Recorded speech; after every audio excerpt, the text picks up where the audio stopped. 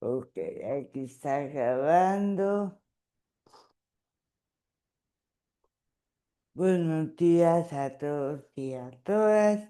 Gracias por participar en la conferencia del día de hoy, en la cual está organizada por el Programa de Educación Continua de la Escuela de Trabajo Social y la Alianza Latinoamericana de Mujeres con Discapacidad.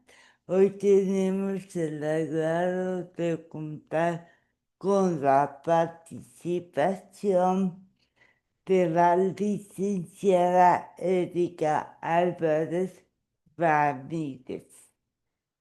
Erika es licenciada en Derecho por la Universidad de Costa Rica con una especialidad en Derecho Internacional de los Derechos Humanos por la Universidad de La Paz. Erika es docente universitaria del derecho constitucional, derecho ambiental y administrativo. Ha ocupado cargos tales como asesora legislativa del 2010 al 2014, jefa de gabinete de la presidencia de la República del 2014 al 2018 y del 2018 al 2023 fue directora nacional de Seguridad Social del Ministerio de Trabajo. De 2018 al 2022 integró la Junta Directiva de CONATIS, entre otras actividades y tareas vinculadas en el ámbito de la discapacidad.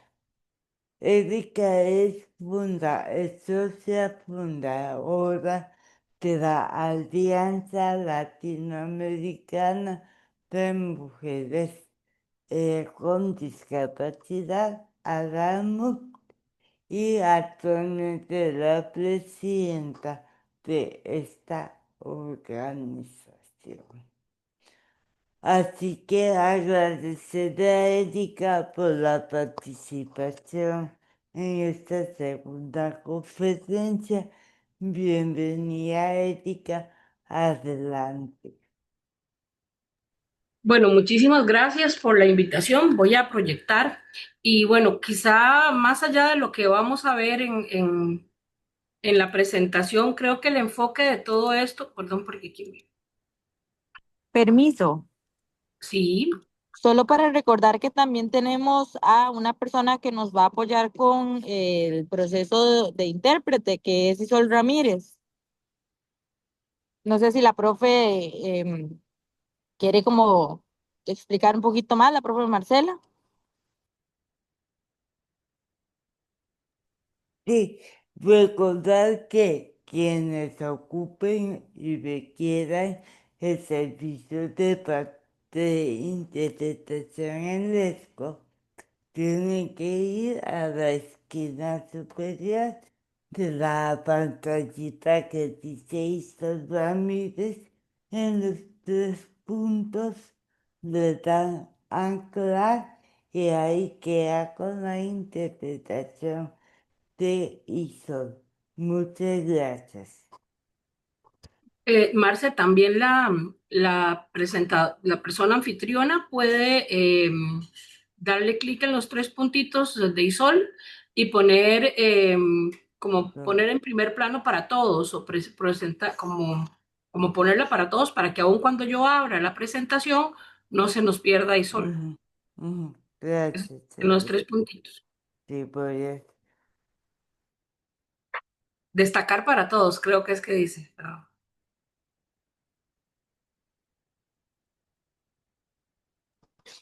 Ya la coloqué. Perfecto. Ahora sí, voy a proyectar.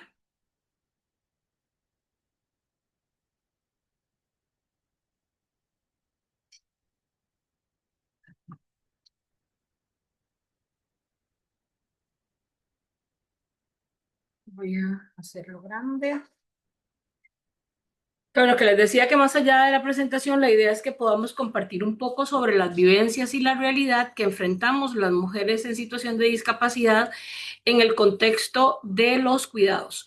Y desde esa mirada de los cuidados que muchas veces nos fracciona y nos coloca principalmente como destinatarias de cuidados, olvidando que en realidad somos parte de todo el proceso que tiene que ver con el tema de los cuidados y que también recientemente hemos tenido una resolución de la Corte Interamericana que ha permitido establecer que la situación o que la realidad de las mujeres en situación de discapacidad o de las personas, perdón, en situación de discapacidad tiene que verse desde la perspectiva de fortalecer la autonomía, la vida independiente y el ejercicio de todos los derechos fundamentales y reconocernos también como personas que tenemos derecho y capacidad para el autocuidado en muchísimas de las situaciones de la vida.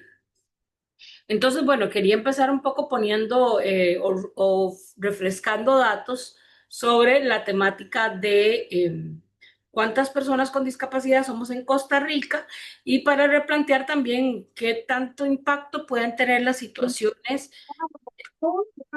Está bien, eso sí lo hago. Hay un microfonito abierto, creo, que ahí lo pueden regular también la persona anfitriona para que... Muy bien, entonces les decía que retomando un poco los datos, recordemos que en Costa Rica las personas en situación de discapacidad somos alrededor de 676.000 personas adultas con discapacidad.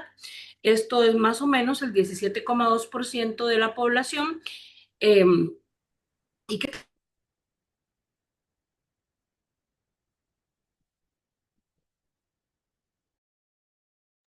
Erika, no te escucho. Es que alguien lo silenció, no sé, no sé cómo.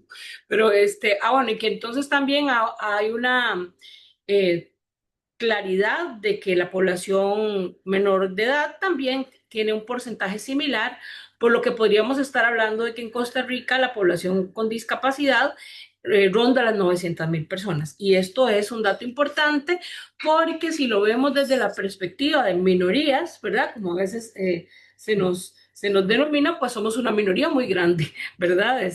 Y eso es muy, muy significativo en todo este tema.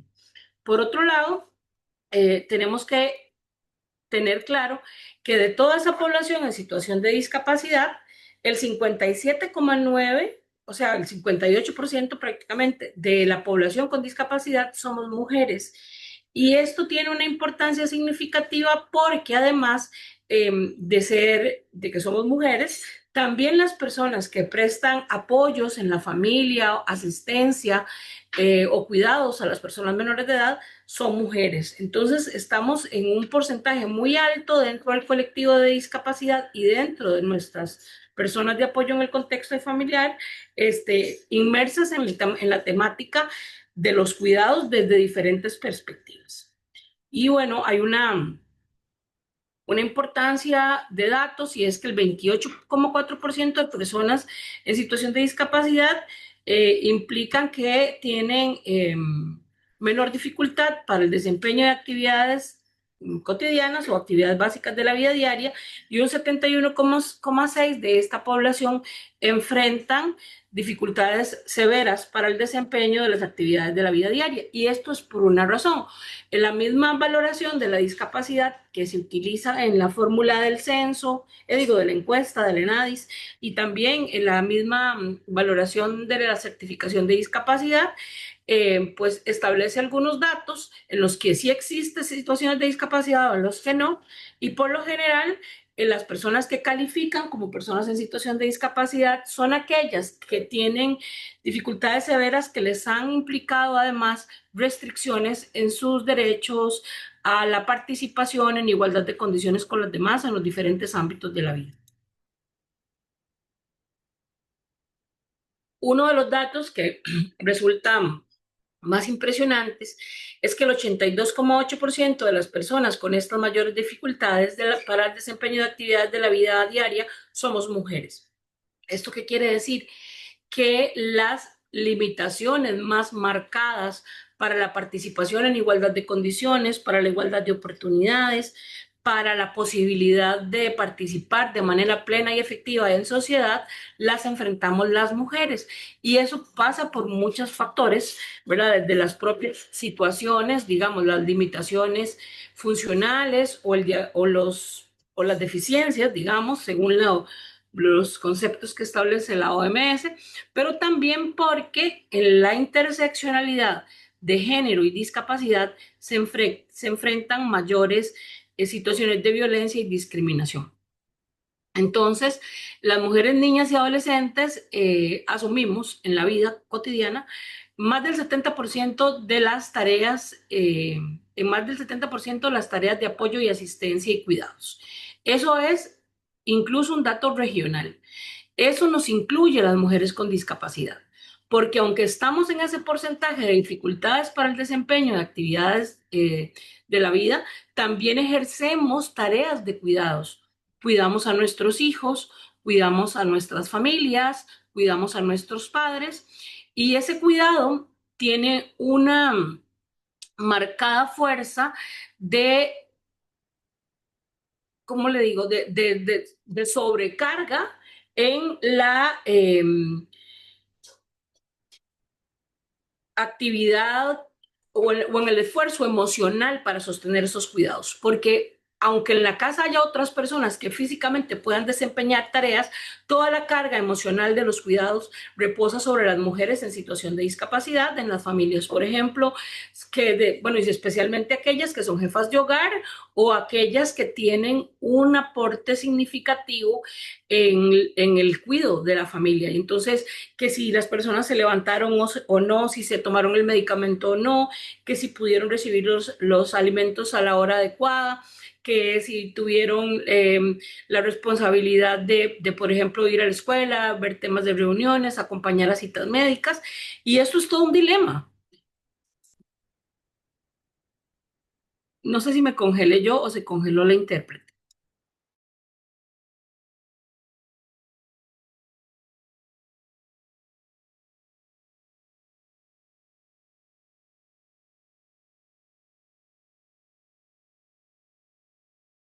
La intérprete ahí se ve.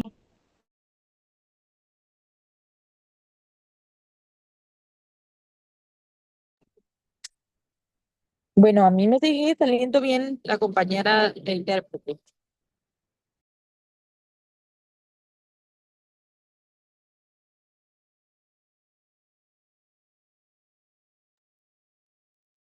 La que no se oye es Erika.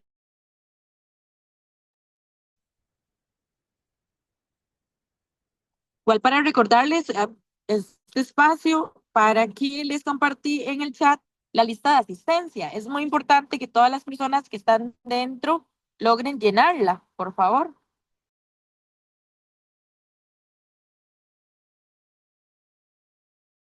Voy a ver qué pasó con él.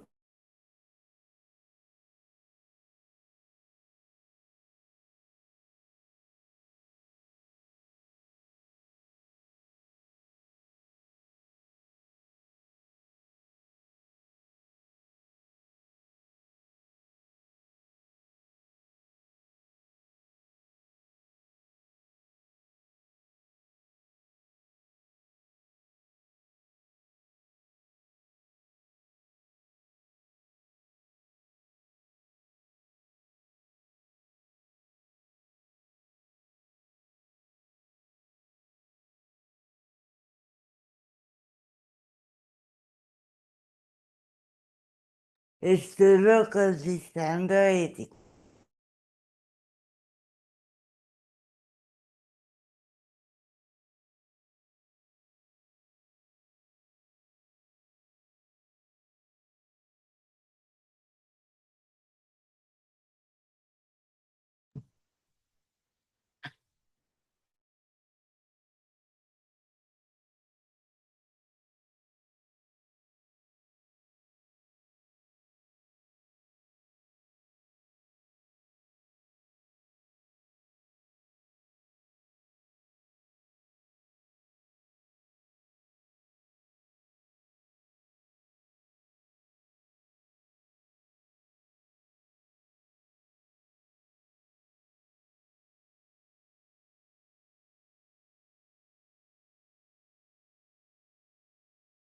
Ya volví.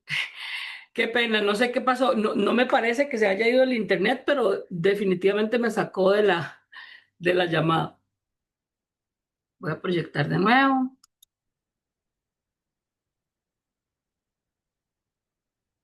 Muy bien. Estaba, bueno, explicando un poco que las mujeres con discapacidad también tenemos una gran carga emocional de los cuidados y también una carga física muchas veces. Ay, perdón, no lo he hecho. Voy a hacer algo para que no se me pierdan en caso de que se me vuelva a ir el internet, poder verlas. Y es que voy a hacerlo. Ahí se puede ver bien, creo, y así me mantengo como viendo bien que estoy en la llamada. Eh, Aunque somos prestadoras de servicios de cuidados y de apoyos y de trabajo doméstico, eh, muchas veces asistidas también por alguien para poder realizar estas tareas, es decir, que no necesariamente que estemos a cargo de los cuidados significa que lo hagamos sin la necesidad de contar con asistencia personal para el desempeño de nuestras actividades de cuidados. Y acá esto lo vamos a ampliar ahorita, pero hay un tema muy, muy fuerte de discriminación porque no solamente no se nos visualiza como prestadoras de cuidados o como prestadoras de trabajo doméstico y de otras actividades que todas realizamos en nuestro contexto familiar, sino que además nos consideran muchísimas veces destinatarias, digamos que tal vez de alguna forma destinatarias no activas, solamente como receptoras de los servicios de cuidados y de apoyos, y nos olvidan y se olvidan de todo nuestro rol. Y esto tiene que ver con un montón de factores que son discriminatorios, pero que están muy incluidos en el contexto del imaginario social y obviamente asociados al tema del capacitismo. El capacitismo como forma de discriminación en contra de las personas con discapacidad, porque así se le denomina a esa discriminación en nuestra contra, este, se fundamenta en la idea de que existen personas normales y otras que no lo son.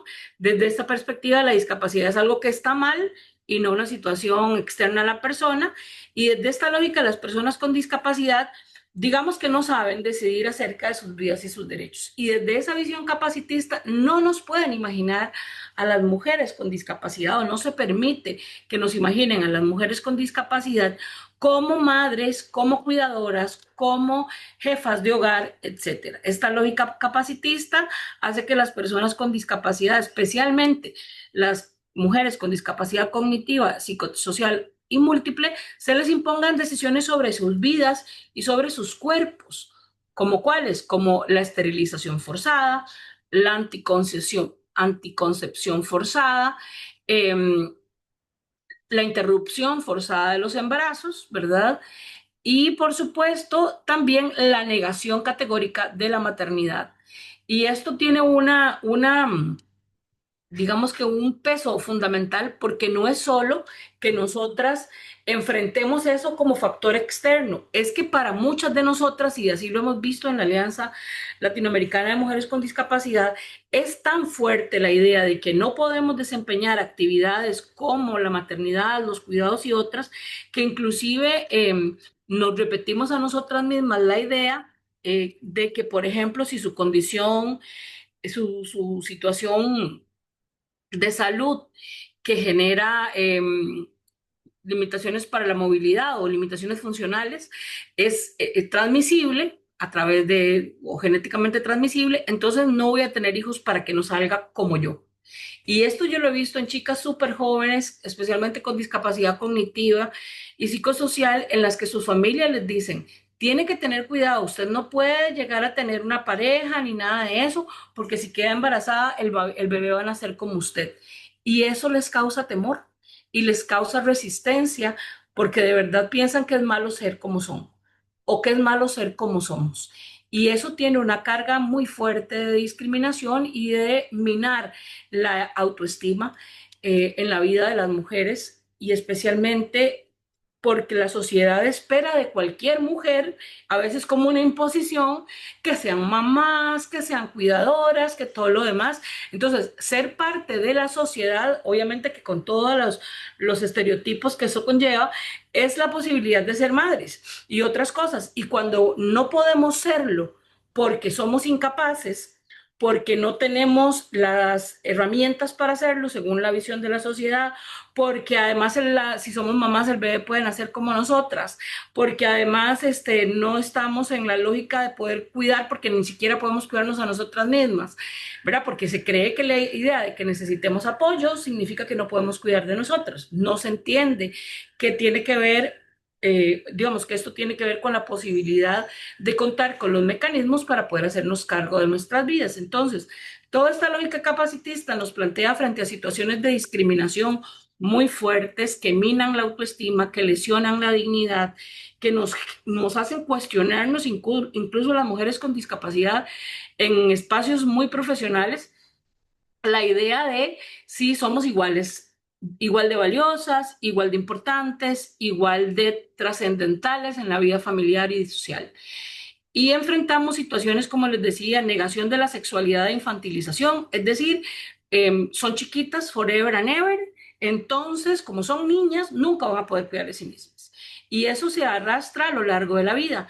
Y ahorita cuando llegue a la parte de la opinión consultiva número 31 de la Corte Interamericana, voy a ampliar un poco más, pero el tema del derecho humano a los cuidados pasa por, uno, reconocer que tenemos derecho al cuidado y a los cuidados, al apoyo para prestar o para atender el cuidado y los cuidados, y también tenemos derecho al autocuidado y por supuesto que en el caso de las mujeres con discapacidad, esto debe estar enfocado en la posibilidad del ejercicio libre, autónomo y desde la filosofía de vida independiente de esta función, ¿verdad? Entonces, ¿por qué se habla de cuidados? Bueno, porque los cuidados no se ven como desde la lógica de que, por ejemplo, Erika va a recibir cuidados como tales, como voy a cuidarla porque qué pequeñita que está, sino desde la lógica de hay personas que trabajan en tareas de cuidados y estas incluyen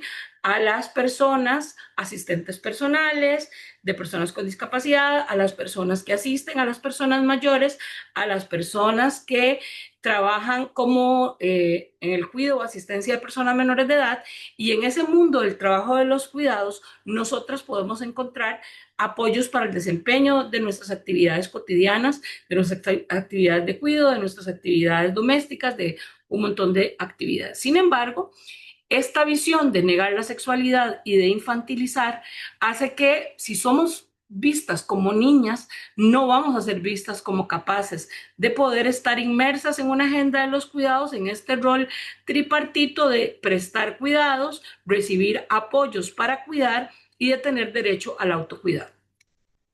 Por otro lado, tenemos situaciones de exclusión y prohibición en el acceso a la educación sexual accesible, inclusiva y libre, es decir, que se nos niega la posibilidad de recibir educación sexual y esto nos expone a un montón de situaciones de violencia, pero además esto nos expone a digamos, a la idea de que muchas veces simplemente nos toca porque nos toca el rol doméstico no reconocido, lleno de estereotipos en nuestra contra, lo hacemos, pero nadie nos está reconociendo como cuidadoras o como personas que atendemos el contexto de la familia. La esterilización forzada sigue siendo una realidad en Costa Rica, chiquillas y chiquillos. No es que esto dejó de existir con la prohibición de la ley de autonomía.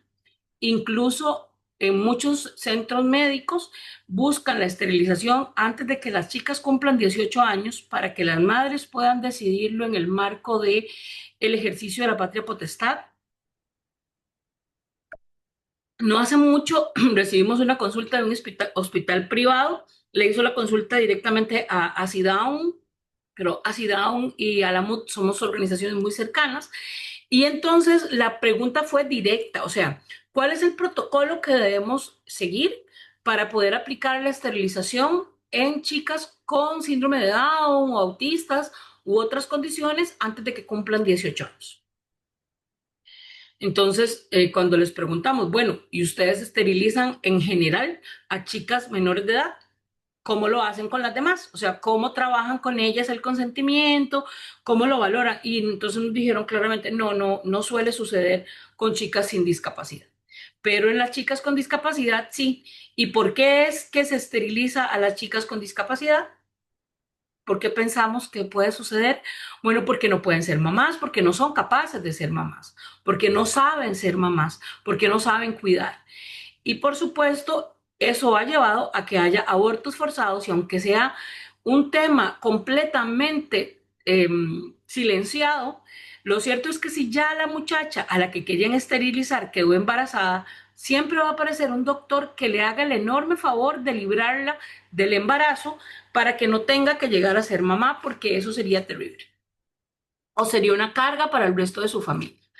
Entonces, mientras en el resto de la sociedad se promueve eh, más bien la prohibición del aborto, en las mujeres con discapacidad existe toda una eh, facilitación solapada de las condiciones para propiciar el aborto, especialmente en mujeres con discapacidad cognitiva y psicosocial. Hay una prohibición definitiva del derecho a la maternidad y la paternidad que se refleja en todas estas esterilizaciones, anticoncepción forzada, etcétera, y hay una prohibición también o una negación del derecho a la vida en pareja y la sexualidad, porque obviamente si somos mujeres con discapacidad, desde la visión capacitista no podemos asumir una familia ni hacer lo que se supone que hacen las familias. Entonces esto es todo,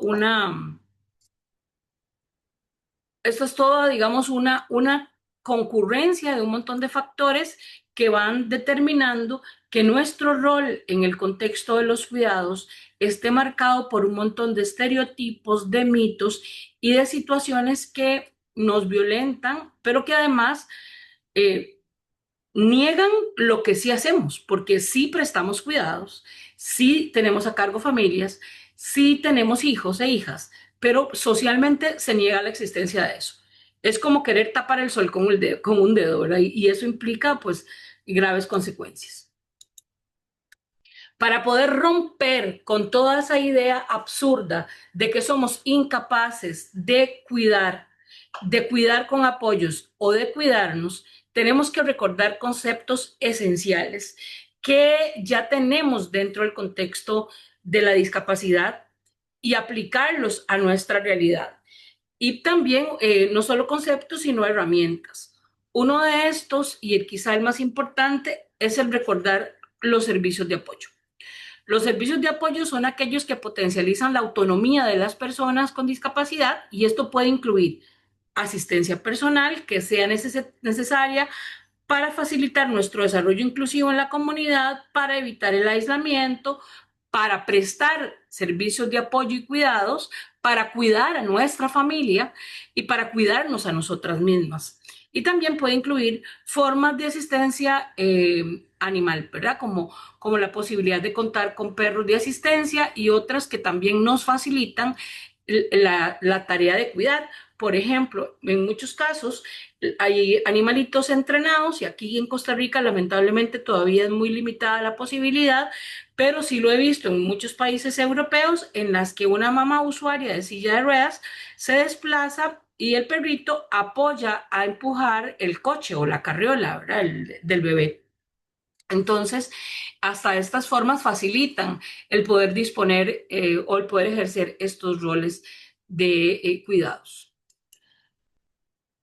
La vida independiente es otro elemento fundamental en el análisis de cuál es el rol que tenemos las mujeres con discapacidad en la agenda de los cuidados. ¿Y por qué la vida independiente? Bueno, porque la vida independiente es una filosofía de vida, es una forma de entender la realidad de las personas con discapacidad desde otras posiciones que permiten que podamos vivir con libertad, con autonomía y con independencia en donde querramos vivir, con las personas que querramos vivir, inmersas o incluidas en la comunidad, y esto se puede hacer efectivo solamente si se respetan también todos los otros derechos económicos, civiles, sociales y culturales. Y la agenda de los cuidados atraviesa todas estas posibilidades. Desde la perspectiva económica, tiene que haber un reconocimiento de que requerimos apoyos económicos para contar con los cuidados que requerimos o la asistencia personal que requerimos, para contar con recursos económicos para apoyarnos en las tareas de cuidado, para contar con capacidad jurídica para poder ejercer nuestro derecho a la maternidad, la paternidad y las tareas profesionales o las ocupaciones que tenemos derecho a realizar. Tenemos también todo el derecho a ser socialmente reconocidas como prestadoras de cuidado y receptoras de servicios de asistencia personal, y culturalmente la transformación del contexto social debe procurar la inclusión de la visión de las mujeres en situación de discapacidad en un entorno que muchas veces niega todo lo que somos y todo lo que hacemos. Entonces, esto pasa por asumir que el tema de desinstitucionalizar es prioritario, y especialmente la Convención sobre los Derechos de las Personas con Discapacidad establece que cuando una persona requiere múltiples apoyos, no puede verse obligada a vivir a un sistema de vida específico, en una institución o en un lugar en el que le tienen horario de levantarse, horario de comer, horario de dormir, y que no le permiten desarrollar todas sus habilidades. Desinstitucionalizar es el punto número uno para ganar independencia. Y también el derecho internacional de los derechos humanos establece obligaciones de efecto inmediato y otras que pueden cumplirse progresivamente. Y la vida independiente o el reconocimiento de la vida independiente es una exigencia de efecto inmediato. Entonces, la filosofía de vida independiente debe impregnar toda la impresión o toda la concepción que existe sobre los cuidados en torno a las mujeres con discapacidad, tanto como una filosofía, como un principio, como un estilo de vida, así como un derecho. Y es muy importante mencionar que la agenda de los cuidados y los apoyos no puede limitarse solo a la dignificación del trabajo doméstico y del cuidado no remunerado. Es decir, que se nos reconozca esto que decía culturalmente, que nos miren en ese escenario y en ese espacio, y que nos reconozcan como toda como digamos, como parte de ese contexto, sino que además es vital que las políticas de cuidados y apoyos no se centren, perdón, únicamente en las mujeres que prestan los servicios de cuidado, sino también en las que los recibimos para poder cuidar, ¿verdad? Entonces, no es solamente cómo protejo los derechos de una persona que brinda asistencia personal a una persona con discapacidad en su familia, o lo que se conoce como las mamás cuidadoras, ¿verdad? Sino también en cuál es la realidad y la dignidad de quienes somos destinatarias de esos cuidados, y cuáles son esos principios éticos que deben tenerse en la prestación del servicio, en la dignificación del servicio de cuidado, pero también en la dignidad de quien recibe esos apoyos. Y además, toda esta temática debe permitir garantizar la igualdad de oportunidades y opciones en el acceso a los servicios de asistencia personal y cuidados y apoyos subsidiados por el Estado, tomando en cuenta no solamente la pobreza y la pobreza extrema, sino también la realidad de vulnerabilidad económica que tienen muchas personas que, aunque no entren en esos criterios técnicos formales de pobreza o pobreza extrema, siempre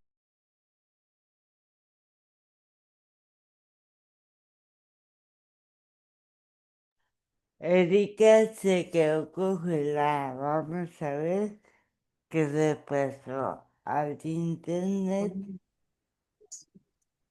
Igual voy a aprovechar el espacio para que todos recuerden llenar el formulario de asistencia. Es bastante importante que todos traten de llenarlo. Gracias, Caro. Si alguna persona tiene problema con el link para poder abrirlo, lo coloca en el chat y tratamos de resolverlo. Y esperemos un minutito, por favor, a Erika.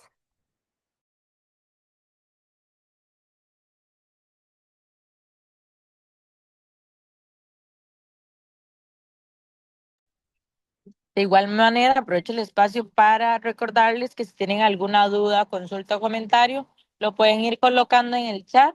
Al final vamos a tener un espacio donde vamos a conversar esto con la licenciada Erika.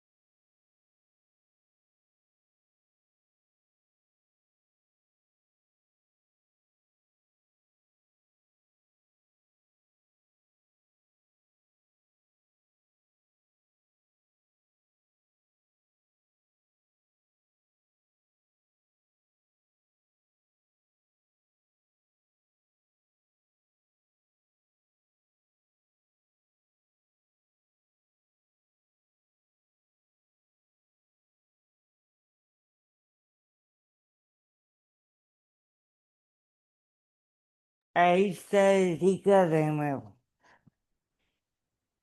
Vamos a ver. Qué pena, chicas, yo no sé qué está pasando en estos lugares de Occidente de Alajuela, que se me va cada rato esto. Voy a cerrar mi cámara, a ver si eso ayuda a a la conexión. Muy bien, voy de nuevo a proyectar.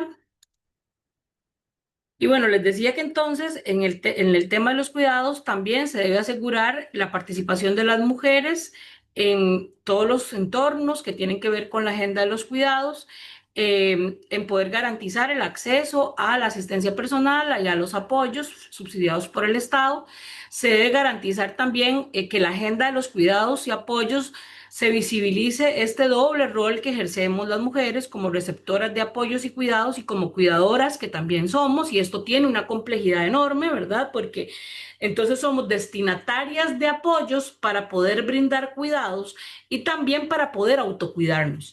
Y muchas veces, por no decir todas, los sistemas de cuidados de América Latina y de Costa Rica en concreto no nos visibilizan en ese escenario, simple y sencillamente lo que logran o como logran colocarnos es como destinatarias de apoyos y cuidados, y tiene que haber toda una transformación de ese escenario para dignificar nuestra realidad.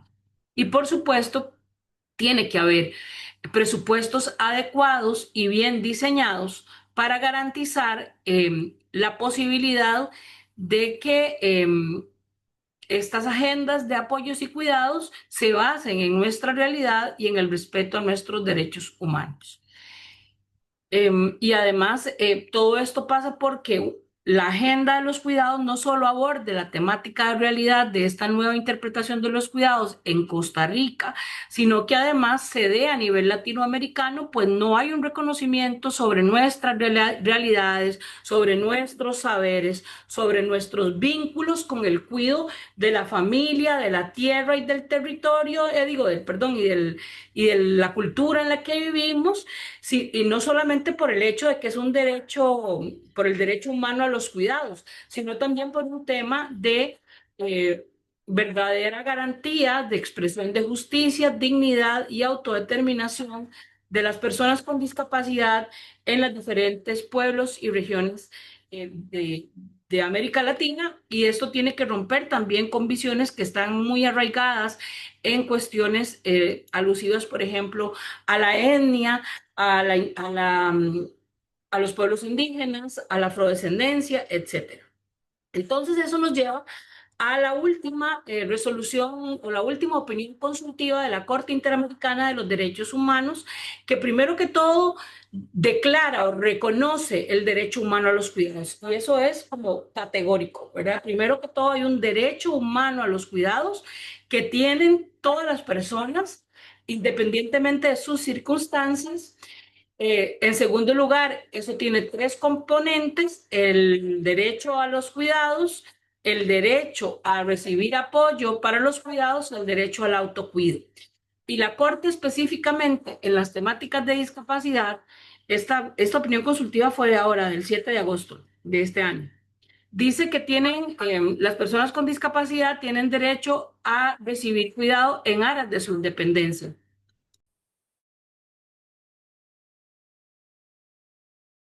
Es decir, que se quedó en silencio.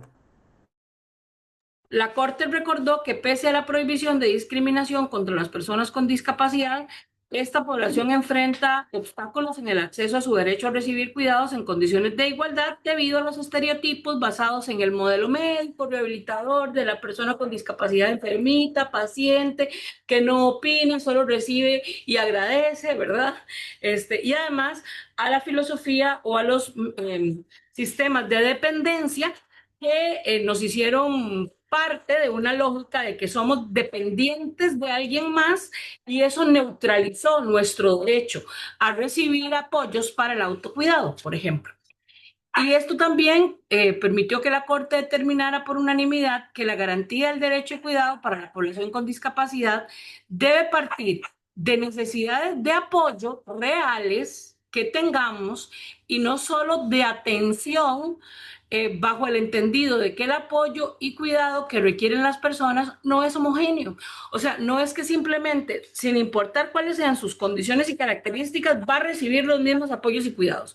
Aunque usted tenga la posibilidad de movilizar sus manos para alimentarse por sí misma, no importa, todo le voy a dar de comer, porque así son los cuidados. Y así me lo enseñaron en donde yo me formé, ¿verdad? Entonces, esto rompe no solo con la lógica de reconocer las capacidades y habilidades y las necesidades reales de apoyo, es decir, no pueden venir establecidas por el contexto externo a la persona, sino que tienen que partir de cada persona en su particularidad, sino que también nos dicen que la formación de las personas que prestan apoyos y cuidados, la formación para las familias, para las madres y para todo el mundo en la sociedad, debe tener claro que lo primordial es que todos estos servicios que se prestan a las personas con discapacidad se realicen en el respeto a su autonomía, a su independencia, de una manera segura y libre de violencia. Además, la Corte destacó que los estados deben reconocer a las personas con discapacidad como sujetos de derechos y no como receptores pasivos de cuidado. Y esto nos plantea la necesidad de revisar la disposición normativa que tenemos en relación con el tema de la asistencia personal, de los cuidados infantiles, de los cuidados de las personas mayores, etcétera, para saber si ahí está visible esta realidad de ser sujetos de derecho, de ser prestadoras de servicios de cuidado con apoyos, de recibir apoyos para la autonomía y para el autocuidado y de poder entender si los sistemas desarrollados bajo la filosofía de la dependencia, porque vean que en Costa Rica se construyó un baremo de la dependencia. Ese baremo mide la intensidad de la dependencia de la persona y bueno, se había hecho un diálogo muy fuerte con CONAPDIS para que el baremo que medía la dependencia en el Sistema Nacional de Cuidados, pues también hiciera la diferencia en que en las personas con discapacidad lo que se debía medir eran las necesidades de apoyo o la intensidad de los apoyos y la clase de apoyos que se requerían, pero eso quedó ahí como entre sí y no está muy claro el asunto, pero es bastante complicado. Además de que se irrespeta categóricamente en Costa Rica la medición de pobreza para contar con asistencia personal. La ley de igualdad de oportunidades para las personas con discapacidad establece que para poder ser o para recibir un subsidio para el pago de asistencia personal, se debe hacer una valoración de la pobreza específica para la aplicación de la ley. Eso está definido en el artículo 2 de la ley 9379 y dice que se debe medir que la persona cuente con recursos para cubrir la canasta básica, con recursos para cubrir lo que se conoce como canasta básica derivada de la discapacidad, que son como las necesidades de apoyo que se derivan de la discapacidad, transporte accesible, es asistencia personal, alimentación especial y otras, y que además cuente con los recursos para cubrir la asistencia personal. Entonces deberían medirse las tres cosas. pero hasta el momento solo se da la atención de las dos canastas básicas y no de la de los suficientes recursos para cubrir la asistencia personal. Y eso es violatorio de la ley de autonomía 100%. Bueno, y es algo en lo que tenemos que trabajar. Y finalmente la Corte estimó que los estados deben considerar un enfoque social de la discapacidad que reconozca a las personas con discapacidad como sujetos de autonomía e independencia que pueden ejercer su autocuidado. O sea, nosotras nos podemos cuidar a nosotras mismas, no necesitamos que alguien nos cuide y podemos requerir apoyos para ese autocuidado. Y eso no significa que alguien me esté cuidando. Y creo que acá es donde radica la principal importancia de los alcances de la opinión consultiva de la Corte en relación con las mujeres con discapacidad y las personas con discapacidad, porque el tema es mucho más amplio que es.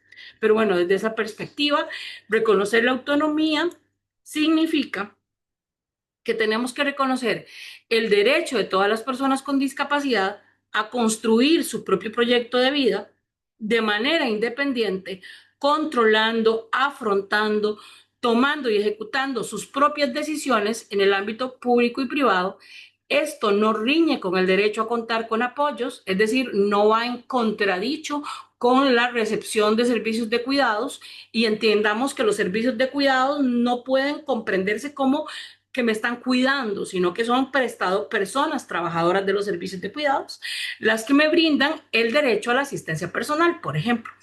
Y esto debe respetar la diversidad, la voluntad, los gustos y las preferencias de las personas con discapacidad, y bajo ninguna circunstancia debe ser impuesta en contra de la voluntad de las mujeres con discapacidad o las personas con discapacidad. Y en este sentido, la opinión consultiva del 7 de agosto del 2025 eh, establece que al ser reconocidas como sujetos de derechos y no como solo personas receptoras pasivas de asistencia, tenemos un rol protagónico dentro de las políticas de cuidados, lo cual implica que tenemos la posibilidad o tenemos que contar con la posibilidad de participar activamente en el proceso de cómo se construyen los sistemas de cuidados, cómo se construyen las políticas de cuidados y de poder decidir libremente acerca de cómo queremos cuidar y ser cuidadas o ser asistidas. Y esto marca como imprescindible recordar que la idea de cuidado trae consigo en su esencia la concepción de que las personas somos interdependientes. Y acá hay un tema fundamental, chiquillas. Nadie de nosotros se autocuida sola sin contar con alguien en algún momento de la vida. Eso que uno dice, bueno, esto que me está pasando lo voy a consultar aunque sea con la almohada, pero la interdependencia es una característica de cómo las personas nos relacionamos en la sociedad. Y a nadie se le cuestiona, pero en cuanto se plantea la necesidad de que las personas con discapacidad recibamos apoyo, pues se pierde la idea de la interdependencia. Es como decir, si usted dice que puede, hágalo sola, ¿verdad? Y no a través de esta lógica de la interdependencia, que por supuesto es parte fundamental de la lógica de la independencia y la autonomía en la sociedad de todas las personas, pero en particular de las mujeres y de las personas con discapacidad. Y por eso es importante unir la idea que tenemos las personas con discapacidad de ser receptoras de apoyos o asistencia personal con la lógica o la noción de los cuidados. Para que se pueda entender, es desde un enfoque social el concepto de cuidados, teniendo en cuenta que así como hemos deconstruido otras ideas en torno a la discapacidad, pues tiene que ser deconstruida la idea de que el cuidado es darle un cuidado a alguien a partir del conocimiento que tengo como cuidador o cuidadora, sin reconocer la condición de quien es receptor de apoyos o de asistencia personal, y que no solamente aplica para las personas con discapacidad, es que los mismos niños o niñas que sí son, digamos, como socialmente más comúnmente entendido el cuidado, tienen derecho como receptores de cuidados a ser escuchados y a que se respete su autonomía y a que se les garantice una vida libre de violencias, etcétera. De manera que los estados tienen la obligación de hacer que sus políticas de cuidado sean inclusivas, que eliminen barreras estructurales y aseguren el pleno ejercicio de la ciudadanía para todas las personas con discapacidad y especialmente para las mujeres. Recientemente también se realizó la Conferencia Regional sobre la Mujer, en el que una de las proclamas más significativas tuvo que ver con este derecho a que seamos parte esencial de la construcción de los sistemas de cuidados, que seamos parte esencial de la definición de cómo queremos recibir esos cuidados y también para reformar, actualizar o modernizar las políticas públicas sobre cuidados que existen. Y aunque en Costa Rica el Sistema Nacional de Cuidados y la Política Nacional de Cuidados son recientes, hay que hacerles todo un reentendimiento a la luz de esta opinión consultiva número 31 de la Corte Interamericana. Voy a dejar de compartir. Porque la opinión consultiva, en el caso de Costa Rica, no es solamente una opinión tal cual, sino que es vinculante para nuestro Estado, porque en el estatuto en el que aceptamos ser sede de la Corte Interamericana, nos comprometimos a aceptar como vinculantes las opiniones consultivas. Así es que tenemos todo un reto por delante para poder visualizar en ese contexto la realidad de las mujeres en situación de discapacidad con este rol que tenemos, ¿verdad? Doble de ser receptoras de apoyo y asistencia y de poder requerir apoyos para cuidar, inclusive de recibir asistencia personal para poder garantizar una maternidad que nos proteja en salud, en dignidad y en derechos y que garantice también el interés superior de nuestros hijos e hijas. Entonces, bueno, el reto es grande, espero haber cumplido un poco con los objetivos de lo planteado para esta mañana y quedo atenta a sus inquietudes. Gracias, Erika, muy amable. Gracias por la oportunidad. Y en este momento le voy a dar pase a Carolina para que lea los comentarios y preguntas en el chat. ¿Caro? ¿Escuchan? Sí. Sí, vea. Bueno, creo que antes había otro comentario, pero se me fue por acá porque tuve un problema de internet también y me salí. Pero bueno, el que tengo por acá es muchas gracias, muchas personas con discapacidad desean tener hijos, pero ni siquiera tienen oportunidad de empleo ni reciben ayuda del gobierno. Esas limitaciones impiden que sea solvente para mantener un hijo. Deben existir oportunidades de estudio y empleo. Y también seguidamente quiero leer el comentario que nos deja Yendri Navarro, que dice muchas gracias por la exposición, muy valiosa, muy interesante en cómo se habla con fuerza y se construyen ideas muy rígidas sobre lo que debería ser una mujer con discapacidad. Muchas veces se les asigna el rol de cuidado y de labores domésticas, como si fuera su única función posible dentro del hogar. Sin embargo, cuando hablamos del derecho a la maternidad, la sociedad lo desconoce o lo limita como si no tuvieran la capacidad o el derecho de ser madres. Es un doble discurso. Por un lado, se les exige cumplir con responsabilidades de cuidado, pero por otro, se les niega o cuestiona su derecho a decidir sobre su propia maternidad.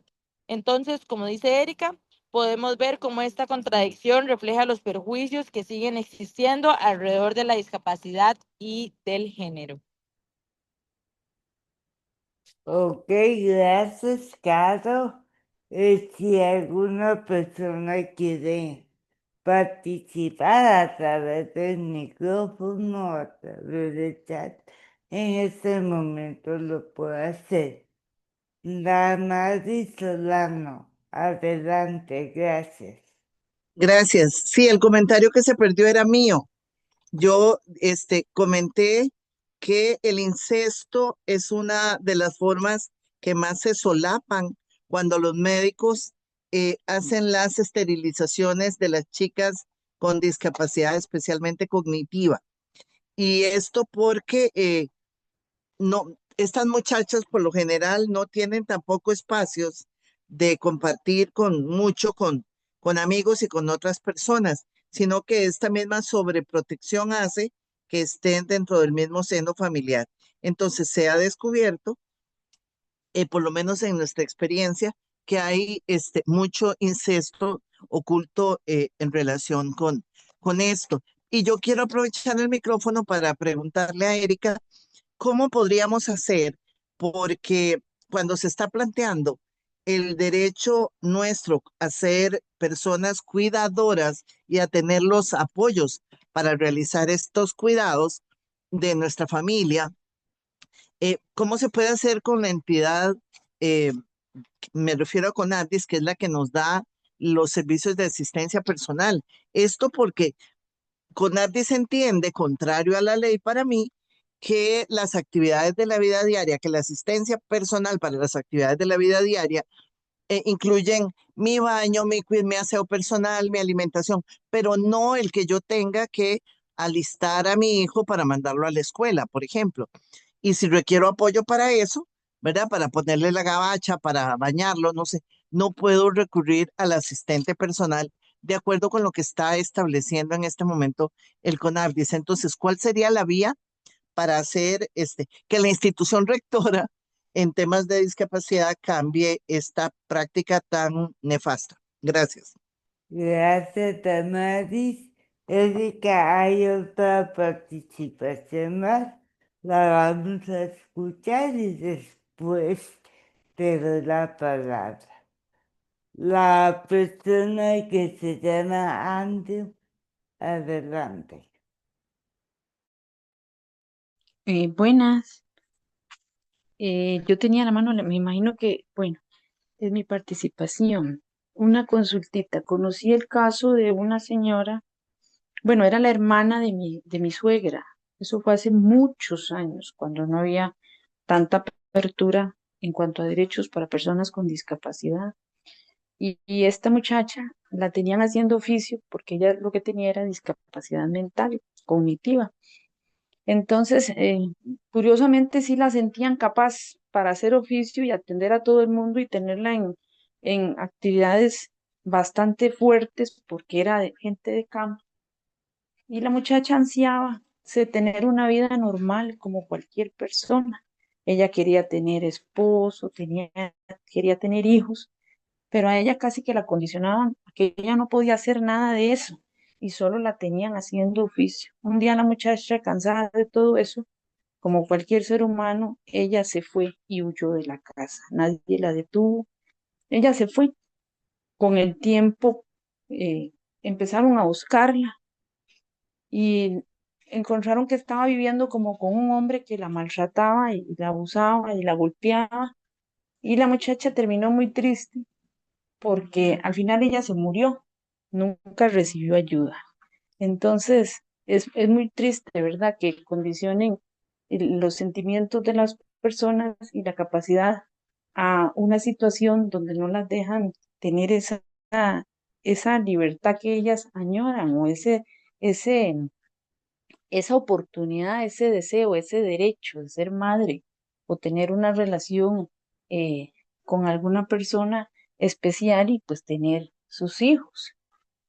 A ella la obligaron a eso y luego he conocido también el caso de personas que llevan a esterilizar a, a las personas con discapacidad, principalmente cuando es cognitiva, y las están abusando constantemente con el cuento de que ya están esterilizadas para que nadie se dé cuenta. Y como ellas no reciben esa ayuda, no pueden defenderse en ese sentido, entonces también agarran eso para estar abusando y maltratando a las personas con discapacidad.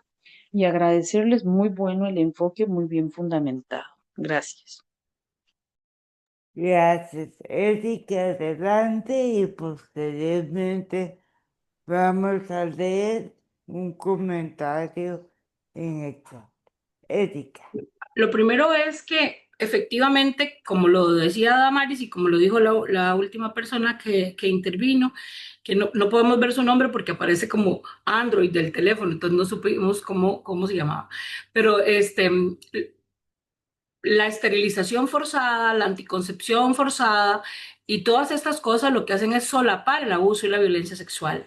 Muchísimas veces, ¿verdad? Y esto hace que pues se vuelva silencioso ese abuso y esa violencia sexual. Y para eso ha servido la esterilización en nuestro entorno y en nuestro contexto. Ahora bien, en relación con la posibilidad de cómo transformar la visión de la institución en discapacidad de Costa Rica. Yo creo que esto es un reto que tenemos no solamente en la temática de los cuidados, que por supuesto hay que hacer una intervención urgente, y creo yo que acá es muy difícil poder hacerlo solas, digamos, solas en el sentido de la sociedad civil o desde otro lado, tiene que ser un esfuerzo articulado con la academia, con las agencias del sistema de Naciones Unidas, al amparo este, de esta nueva opinión consultiva. Incluso yo he pensado que se debería hacer toda una cátedra sobre los cuidados que deba ser desarrollada en diferentes entornos. Por ejemplo, podría ser en la maestría de discapacidad de la Universidad de Costa Rica, podría ser en algunos de los cursos de maestría de la Universidad para la Paz, en las escuelas, en los programas de género que existen en las escuelas de la Universidad Nacional y de la UCR, y todo eso para que permee el resultado de la formación profesional, pero también para que de alguna manera haya una legitimidad de todos estos quehaceres frente al CONAPDIS. El CONAPDIS le cuesta mucho entenderlo más allá, tiene todavía una visión bastante médico-rehabilitadora desde la gestión o la visión de la dependencia, y por supuesto las mismas leyes que hemos hecho, que fueron muy exitosas en su momento, no tenían la contemplación que hoy tenemos o la reflexión que hoy tenemos en torno a los cuidados. Entonces yo creo que pasa por primero una transformación cultural, en el escenario académico, interinstitucional, con el sistema de Naciones Unidas; por otro lado, por un replanteamiento, una revisión de las políticas públicas y las leyes, y luego por poder incluso llegar, y eso no lo mencioné antes, pero la Corte dice que el Estado está obligado a subsidiar los cuidados, ¿verdad? Entonces, ¿cómo hacemos para que eso se convierta en una realidad y que acatemos los alcances de la Corte? Es la opinión consultiva es sin duda la herramienta de lujo para poder hacer incidencia de todos los escenarios posibles, y todavía nos falta, creo yo, y eso paso por reconocerlo personalmente, pero también colectivamente, nos falta sentarnos a analizar todos los alcances de la opinión consultiva y que nos muestre este análisis que tenemos que cambiar de cara a todo el Sistema Nacional de Cuidados, que acá, no sé si saben, pero el Sistema Nacional de Cuidados abarca los cuidados o los apoyos y la asistencia a personas adultas y adultas mayores, entre ellas personas en situación de discapacidad que requieren de apoyos, personas con enfermedades crónicas, degenerativas o terminales, y personas adultas mayores que requieran apoyos. Y también tenemos, por otro lado, todo ¿cómo se llama? El sistema de la red de cuidado de personas menores de edad, y el reentendimiento de todo esto pasa por reconocer que hay toda una obligación de transformar el escenario de las políticas públicas como tales. Y hay una realidad muy importante que yo creo que no podemos negar. No solamente aquí se trata de, como lo hemos dicho muchas veces, de que la corresponsabilidad de los, bueno, por aquí Wendolin también lo comenta, pero de que la corresponsabilidad de los cuidados tenga que ver con el compartir de las responsabilidades entre hombres o mujeres, sino que la corresponsabilidad de los cuidados pasa porque el Estado reconozca el derecho que tienen las personas, hombres y mujeres, a prestar cuidados, porque también todo el sistema político y las normas están a favor de reconocer que las mujeres cuidan y por lo tanto tienen que tener la licencia de maternidad y por lo tanto esto y por lo tanto lo otro, y no incluye a los hombres. Entonces, el primer escenario que debe cambiar no es solamente el de cuál es el rol cultural que tenemos impuesto los hombres y las mujeres en la sociedad, sino lo que el Estado le permite o lo que el Estado facilita para las personas. Y por supuesto, desde la filosofía de vida independiente de las personas con discapacidad, tenemos que hacer un cambio cultural enorme, porque si hay algo que reconocer también, y aquí creo que las compañeras con discapacidad que están aquí presentes no me dejan mentir, hay un tema de una cultura excesivamente machista, un patriarcado muy instalado en los hombres con discapacidad, y eso tiene múltiples explicaciones, pero la más sencilla es la que establece que para cumplir con el estándar de hombre tal cual la sociedad lo espera, así el macho, men, fuerte, que todo lo puede y esto y lo otro, los hombres con discapacidad que muchas veces no tienen quizás las habilidades físicas, cognitivas o psicosociales para ser ese prototipo de superhombre, entonces exasperan los rasgos más machistas y patriarcales para calzar en el modelo. Y eso ha hecho que nuestros compañeros con discapacidad también reproduzcan un modelo patriarcal que no reconoce la igualdad y no reconoce la corresponsabilidad en el ejercicio de las tareas domésticas y los cuidados. ¿Verdad? Entonces, como antes la compañera María lo exponía, ¿cómo era que se llamaba María? Sí. María Chacón lo exponía y decía, bueno, claramente, la muchacha con discapacidad cognitiva se encarga de todas las tareas domésticas y está en la casa y le toca hacer esto. Pero al muchacho con discapacidad le sirven la comida, le alistan el baño, incluso lo tratan como la obligación principal del contexto familiar de atender primero, y eso hace que por supuesto exista una diferencia también muy marcada por los patrones culturales del patriarcado y el machismo. Y hay también un Estado que abandona, que cada vez dispone de menos recursos, que le ha recortado los subsidios a las personas con discapacidad para, por ejemplo, las horas de asistencia y otros subsidios sociales, no solamente desde el CONADIS, sino también principalmente desde los presupuestos de gobierno central, que le han cortado el presupuesto al CONADIS, y hoy tenemos a un montón de gente que se le ha visto limitado el acceso real y efectivo a pañales, a medicamentos especiales, a suplementos de alimentación especial y otras cosas que antes sí estaban siendo proporcionadas, pero que el recorte presupuestario que se le ha hecho al mismo CONADIS implica también un retroceso y una limitación en el acceso real a el derecho a una vida digna y por supuesto el derecho a los cuidados dignos también. No sé si por ahí quedamos. Gracias. Erika Carolina va a leer el chat, Caro. ¿Sí me escuchan? Sí. Ok. Por aquí tenía, vamos a ver, bueno, nos comparte la compañera Yaleni. Hace años yo decidí no tener hijos por mi tipo de discapacidad. Ya yo tengo suficientes complicaciones de salud y consideré que tener un hijo iba a ser muy difícil para realizar mi vida diaria, pero nadie me lo impuso. Después, la persona que aparecía como Android nos coloca que su nombre es María Chacón.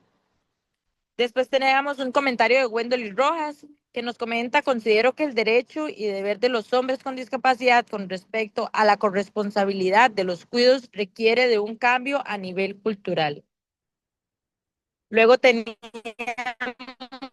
de Paula Natalia Salas. Muy buenos días, muchas gracias por esta exposición, ya que me pareció sumamente valiosa. En relación con el caso mencionado sobre la solicitud de esterilización forzada por parte de un hospital privado, me surge una inquietud, dado que se trata de una situación sumamente grave y relevante en términos de derechos humanos. Mi consulta se orienta a comprender de qué manera desde una institución pública o bien desde el ejercicio profesional se podría intervenir en un caso de esta naturaleza. Nos consulta que si existen mecanismos o formas de denuncia o procedimientos institucionales que permitan trascender la situación y actuar en defensa y garantía de los derechos de la persona con discapacidad. Bueno, la convención misma y la ley de autonomía establecen la prohibición de la esterilización a no ser de que sea una solicitud específica de la persona con discapacidad, que de manera autónoma decida someterse a la esterilización. Y yo creo que bueno, obviamente en este caso nosotros hicimos una intervención y le dimos una charla al hospital. Ellas mismas decían, bueno, qué dicha que preguntamos, porque si no hubiéramos seguido así, agradecemos el regaño y la llamada de atención. Pero sabemos que esto ocurre en otros hospitales que no preguntan. Entonces, la única manera de hacer conciencia de esto es promover que la esterilización es una violación a los derechos fundamentales de una persona, que además es una violación grave a los derechos humanos y que solo puede darse cuando la esterilización sea esencial para preservar la vida de la persona. Por ejemplo, que tiene un tumor y hay que esterilizarla por eso, pero no por otras razones, no por razones de discapacidad.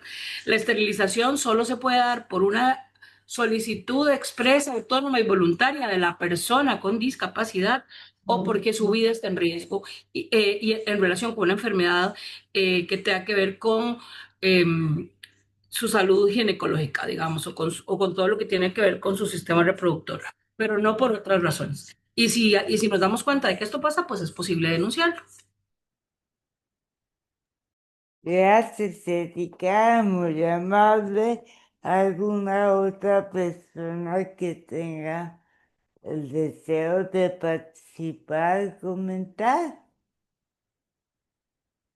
Si Yo tal no, vez quería hacer una pequeña intervención súper rápida porque yo sé que sí, estamos un poquito sobre tiempo, pero bueno, muchísimas gracias, por supuesto, a Erika y también hacía como un poco la reflexión de que cuando hablábamos de tema de género, pues el género es un tema que aquí a nivel social y político en el país está un poco, ¿verdad?, como rezagado. Y cuando hablamos de género y discapacidad, se nos pone mucho más compleja la situación. Entonces, bueno, ahí retomando el tema de políticas y demás, es una necesidad bastante urgente porque son temas que en vez de buscar solución y visibilización, cada vez se le pone mucho más traba y se busca invisibilizar cada vez muchísimo más también. Y ahora también a lo último me llamaba la atención que hablábamos de cuando son personas menores de edad, de la autonomía, que el tema de la autonomía me parece también sumamente importante porque creemos que solo las personas adultas y no todas, porque cuando hablamos con una persona adulta con discapacidad, la autonomía relativa pasa como a un segundo plano también muchas veces. Entonces, como que lo rescato también ahí como a este doble discurso que hablaba usted al inicio, que se tiene en nuestro país sobre estos temas o estos términos que muchas veces se utilizan solo a conveniencia. gracias, Caro. Erika, ¿quieres agregar algo procedente al último comentario de Carolina? No, que yo creo que definitivamente hay, esto lo hemos hablado muchas veces, una doble moral en relación con el tema de todo, de la sexualidad. Por ejemplo, no quiero que eduquen en sexualidad porque eso me roba el derecho como mamá o como papá a educar de mi manera, pero también eso solapa la violencia sexual, nos expone a la violencia sexual. Nosotros hemos trabajado en Costa Rica en los últimos 2, 3 años, ya no me acuerdo cuántos, 3 o 4, talleres sobre derechos sexuales y reproductivos desde Alamut, y lo que nos hemos encontrado son muchas mujeres víctimas de violencia sexual y otras formas de violencia que no sabían que eso era violencia, porque la negación de la educación sobre la sexualidad y la afectividad nos pone o nos expone a mayor violencia, y las personas con discapacidad estamos completamente excluidas de los mecanismos de educación, y eso trae consigo también una no identificación oportuna de cuando estamos frente a situaciones que nos están negando derechos como el derecho a la autonomía, a la vida independiente, el derecho a contar con asistencia y apoyos para la vida y el derecho a preservar nuestra fertilidad a lo largo de la vida para que decidamos voluntariamente si queremos o no queremos ser mamás o papás. Pero lo cierto del caso es que hasta ahora eso es una imposición solapada de doble moral. Por un lado nos dicen que no somos tan guapas como deberíamos ser para los estándares, no estamos en el style de las pasarelas y las modelos, y que entonces no somos sexualmente atractivas, pero sufrimos 10 veces más violencia sexual que el resto de las personas. Entonces, ¿verdad? Hay una doble moral en general en relación con la discapacidad, con lo que tenemos que seguir trabajando, y que por supuesto cada una de las personas aquí presentes que se sume a esta lucha nos ayuda todos los días a transformar la sociedad, siendo agentes de cambio en su metro cuadrado, en su espacio de interacción inmediata, y en repetir una y otra vez que nos dejemos de moralismos falsos y absurdos y que respetemos la dignidad y los derechos humanos de las mujeres, niñas y adolescentes con discapacidad y de las personas con discapacidad en general. Gracias, Marce. Gracias, Erika, muy amable. Le agradezco la participación, le agradezco a todas porque si no me equivoco, todas que estamos en esta conferencia somos mujeres. Un dato interesante también.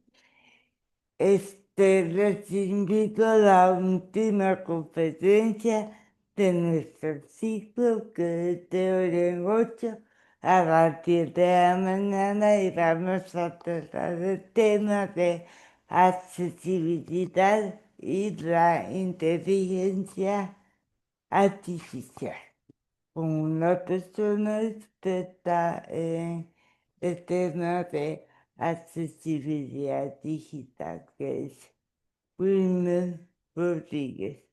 Así que muchas gracias a todos y a todas. Que tengan un lindo fin de semana. Hasta la próxima. Hasta luego. Chao. Gracias, Isol. A ustedes las gracias. Saludos, gracias. Chao.